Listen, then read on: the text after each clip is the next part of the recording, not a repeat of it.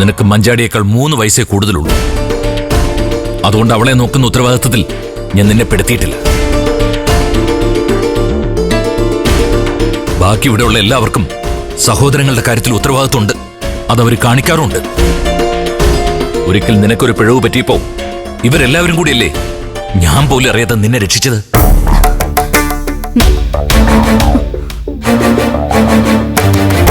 എന്റെ ദയമോളെ എനിക്ക് തിരിച്ചു തന്നതുപോലെ എന്റെ മഞ്ചാടി മോളെ എനിക്ക് തിരിച്ചു തരണം.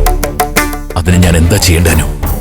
അച്ഛാ, ഇന്ന് അച്ഛനോട് എല്ലാ കാര്യങ്ങളും തുറന്നു പറഞ്ഞു.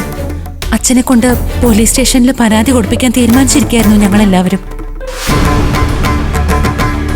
ദാസങ്ങളും വിനയനും ശബരിയും അടക്കം ഞങ്ങളെല്ലാവരും മഞ്ചാടിയെ തിരിച്ചു കൊണ്ടുവരാൻ കഴിയാവുന്നതൊക്കെ ചെയ്തതാ. ഒടുവിൽ പോലീസിൽ പരാതി കൊടുക്കല്ലാതെ വേറെ വഴിയില്ലെന്ന് മനസ്സിലായി. ശരി,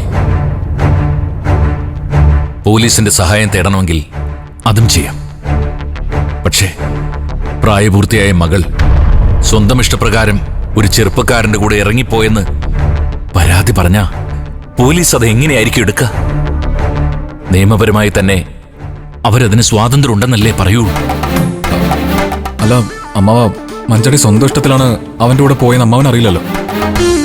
അവൾ അമ്മാവനോട് അങ്ങനെ പറഞ്ഞിട്ടുമില്ല. അതെ, നമ്മളെ സംബന്ധിച്ച് അവൻ ഒരിക്കലും നമ്മുടെ മഞ്ചാടിയെ ചതിക്കാൻ നോക്കിയതാ.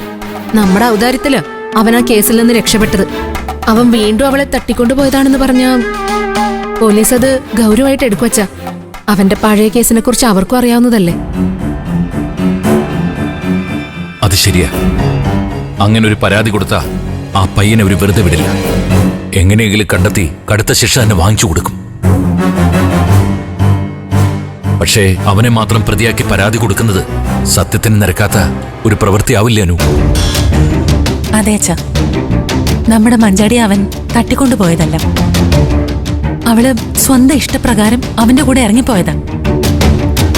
പക്ഷെ ഒരിക്കൽ അവളെ തെറ്റിദ്ധരിപ്പിച്ച് ട്രാപ്പ് ചെയ്തവന് അങ്ങനെ ഒരു മൈനസ് മാർക്ക് അവനുണ്ട്. മഞ്ചാടിയെ തിരിച്ചു കൊണ്ടുവരാൻ തൽക്കാലം നമുക്കിത് ഉപയോഗിച്ചേ പറ്റൂ അച്ഛാ. ആദ്യം പോലീസ് അവരെ കണ്ടെത്തിയിട്ട് നമുക്ക് മുന്നിൽ എത്തിക്കട്ടെ.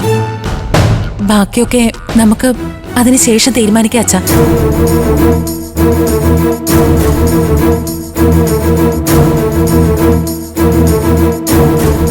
ആദ്യം ഞാൻ എന്റെ മോളെ ഒന്ന് കാണട്ടെ. അവളുടെ മനസ്സെന്താണെന്നൊന്ന് അറിയട്ടെ. അച്ഛനെ കാണുമ്പോ അവൾക്ക് തിരിച്ചു വരാൻ തോന്നിയാലോ? നമുക്ക് പോലീസ് സ്റ്റേഷനിലേക്ക് പോവാം.